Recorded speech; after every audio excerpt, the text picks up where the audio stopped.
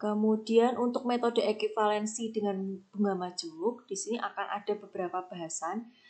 Yang pertama adalah single payment. Single payment ini atau pembayaran tunggal ini kalau digambarkan ke dalam cash flow grafis, itu berarti anak panahnya cuma satu atau hanya tunggal begitu ya. Kalau cash flow annual itu berarti kalau digambarkan ke aliran kas atau cash flow grafis itu akan ada beberapa anak panah yang nilainya sama dari periode 1 sampai sekian yang annual tapi nilainya sama. Nah, untuk cash flow gradient ini juga sama, ada beberapa anak panah dalam beberapa periode, cuman bedanya kalau annual itu kan nilainya sama per periode, kalau ini nilainya akan berbeda. Jadi bisa gradien naik, bisa gradien turun. Kita mulai dulu dari yang single payment. Untuk single payment nanti analisisnya dibagi menjadi dua. Yang pertama adalah kita ingin menganalisis atau mengetahui bagaimana mengubah nilai uang di masa depan atau di future menjadi nilai uang di masa sekarang atau present. Kemudian jenis yang kedua kita balik, kita pengen tahu bagaimana mengubah nilai uang di masa sekarang menjadi nilai uang di masa depan. Itu untuk yang single payment. Rumusnya atau formulasinya untuk single payment, yang pertama ini adalah jika yang diketahui adalah nilai uang sekarang atau nilai present. Jadi istilah present dan future teman-teman harus benar-benar paham karena untuk materi selanjutnya kita akan selalu menggunakan istilah-istilah ini. Jadi present itu di masa sekarang, future itu di masa mendatang. Present itu selalu dimulai di periode ke-0, sedangkan future itu bisa di periode 1, 2, 3, dan seterusnya. Jadi kalau untuk yang formulasi pertama, ini yang diketahui adalah nilai uang presentnya, atau di periode ke-0, yang ditanyakan adalah nilai future-nya. Kita gunakan rumus, kalau kita pakai formulasi biasa, maka kita gunakan F sama dengan P dikali 1 plus I pangkat N. I itu tingkat suku bunga, N itu adalah periodenya. Jadi mau misalnya di sini yang diketahui adalah nilai presentnya adalah Rp10.000. Karena present maka Rp10.000 itu pasti di periode ke-0. Kemudian yang pengen kita tahu adalah Rp10.000 di periode ke-0 itu sama dengan berapa rupiah di periode ke-5. Maka di sini N-nya adalah 5. Gitu. Nah, kalau menggunakan tabel bunga, maka formulasinya kita gunakan F sama dengan P kali F per P, I, N. Nah, nilai F per P, I, N ini yang kita cari di tabel bunga. Formulasi yang kedua adalah jika yang diketahui adalah nilai future, yang ditanyakan adalah nilai present. Jadi ini dibalik. Kalau kita pakai formulasi biasa, maka rumusnya menjadi P sama dengan F kali 1 plus I pangkat min N. Kalau kita gunakan tabel bunga, maka di sini mencari nilai P sama dengan F kali P per F, I, N. Kalau teman-teman perhatikan di sini supaya lebih mudah mengingatnya ya. Jadi kalau yang diketahui nilai P yang ditanyakan nilai F, maka pengalinya adalah F per P. Kan kalau teman-teman coret kan P-nya dicoret, maka di sini F sama dengan F. Yang ini juga sama, misalnya yang diketahui F yang ditanyakan P, maka pengalinya adalah P per F. Ini kan kalau dikalikan kan F-nya dicoret, F atas sama F bawah, sehingga menjadi P sama dengan P. Itu cara mudah untuk mengingat formulasinya. Nah, kalau digambarkan seperti ini ya. Jadi tadi present itu titiknya itu selalu di titik ke-0. Sedangkan F itu tergantung di kasusnya atau di soalnya. Dia bisa di titik ke-1 atau periode ke-1, periode ke-2, 3, sampai periode ke-N. Jadi Ini berarti misalnya diketahui P-nya yang diketahui P-nya yang ditanyakan adalah F, maka rumusnya adalah yang ini. Contoh soal, seorang pensiunan mendepositokan dana pensiun sebesar 150 juta rupiah pada suatu bank dengan suku bunga 20% per tahun. Berapakah deposito seorang pensiunan itu 5 tahun mendatang? Jadi di sini kita pengen tahu saat ini, berarti presentnya saat ini pensiunan itu mendepositokan sebesar 150 juta. Nah, 150 juta saat ini nilainya setara dengan berapa rupiah di periode 5 tahun mendatang. Seperti itu gambarannya. Maka di sini yang diketahui adalah nilai presentnya, nilai saat ini adalah 150 juta. Kemudian I-nya atau tingkat suku bunganya 20% per tahun. N-nya atau periodenya adalah 5 tahun. Kita pengen tahu kan 5 tahun mendatang. Yang ditanyakan adalah deposito 5 tahun mendatang atau F-nya, future di tahun kelima. Kalau digambarkan dengan menggunakan cash flow, maka di sini di tahun ke-0 ceritanya si pensiunan tadi mendepositokan uangnya sebesar 150 juta. Nah, 150 juta di tahun ke-0 itu sama dengan berapa rupiah di tahun kelima. Di sini kita gunakan tabel bunga ya. Kita gunakan tabel bunga, maka formulasinya menjadi yang diketahui adalah P, yang ditanyakan adalah F. Maka di sini pengalinya adalah F per P, I, N. Caranya untuk mencari nilai F per P, I, N di tabel bunga, itu pertama kita lihat yang kolom pertama, kolom N. N ini adalah kolom periodenya. Karena tadi yang pengen diketahui adalah berapakah nilainya di tahun kelima, maka N-nya di sini 5. Kemudian karena di sini yang ingin diketahui adalah F per P, maka cari di sini yang F per P.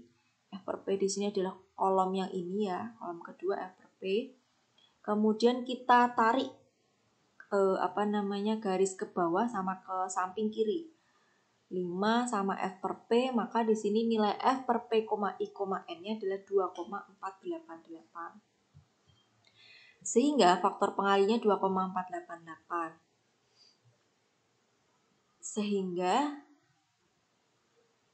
nilai F-nya menjadi 150 juta dikali 2,488 atau 373.200.000. Maaf, ini harusnya berarti uang yang didepositokan oleh pensiunan tadi setelah 5 tahun mendatang nilainya setara dengan 373.200.000. Ini salah ya. Kalimatnya. Ini harusnya kasus yang pensiunan tadi. Contoh soal yang kedua. Seorang mahasiswa menginginkan uang 4 tahun mendatang sebesar 30 juta rupiah guna membiayai kuliah S2-nya kelak. Berapa uang yang harus disetor mahasiswa itu sekarang ke bank jika diketahui rate of interest-nya sebesar 15% per tahun? Nah, kalau kasus ini yang diketahui di sini adalah 30 juta.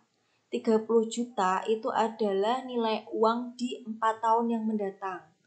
Atau berarti nilai future-nya atau nilai F-nya itu adalah 30 juta. Kemudian tingkat suku bunganya 15% per tahun. Yang ditanyakan berapa uang yang harus disetor mahasiswa itu sekarang ke bank. Maka yang ditanyakan di sini adalah nilai present atau nilai uang sekarang yang harus disetor ke bank. Jadi di sini yang diketahui nilai F 30 juta. Tingkat suku bunganya 15% per tahun, kemudian periodenya adalah 4, karena tadi 30 juta itu nilai uang yang diharapkan di 4 tahun kemudian. Yang ditanyakan adalah nilai present atau nilai yang harus disetor sekarang. Nah, supaya lebih mudah, supaya kita kebayang ilustrasinya, maka sebaiknya digambarkan dulu ke dalam bentuk cash flow grafis. Di sini kita pengen tahu berapa sih nilai P-nya, sehingga nilai F-nya di tahun keempat adalah 30 juta dengan dipengaruhi tingkat suku bunga 15% per tahun. Caranya sama ya dengan menggunakan tabel bunga, cuman bedanya kalau di kasus ini yang diketahui adalah nilai F-nya, yang ditanyakan adalah nilai P-nya. Sehingga faktor pengalinya menjadi P per F, I, N. Caranya sama. Maaf, kalau yang tadi ini belum ya. Ini jadi sebelum kita cari, kita kembali lagi yang ke tadi. Sebelum kita masuk ke N-nya atau periodenya, pastikan dulu di sini pojok kiri atas tingkat suku bunganya sesuai. Tadi kan tingkat suku bunganya 20%, maka cari di pojok kiri atas yang 20%. Tuh. Kemudian yang ini, contoh yang kedua tadi, tingkat suku bunganya 15%, maka di sini cari dulu yang 15%.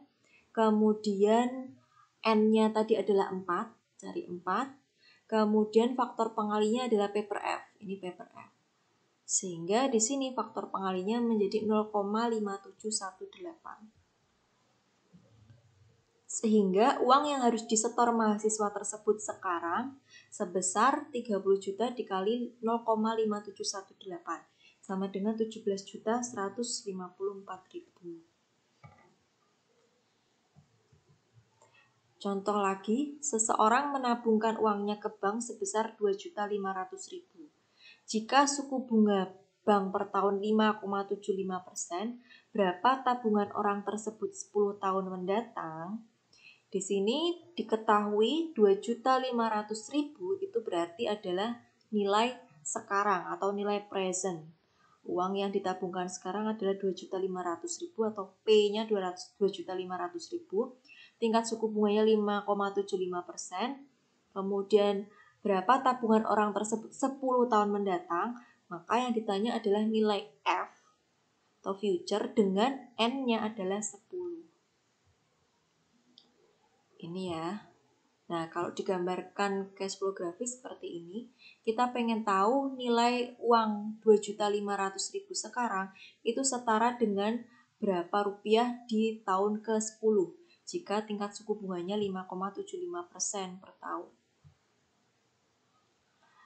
Nah, karena di sini tingkat suku bunganya 5,75% tidak ada di dalam tabel, maka bisa kita gunakan interpolasi untuk mencari faktor pengali. Jadi di dalam tabel itu kan nilai-nilai tingkat suku bunganya itu dalam angka bulat. Nah, di sini misalnya tingkat suku bunganya 5,75%. Karena tidak ada di dalam tabel, maka kita gunakan interpolasi. 5,75%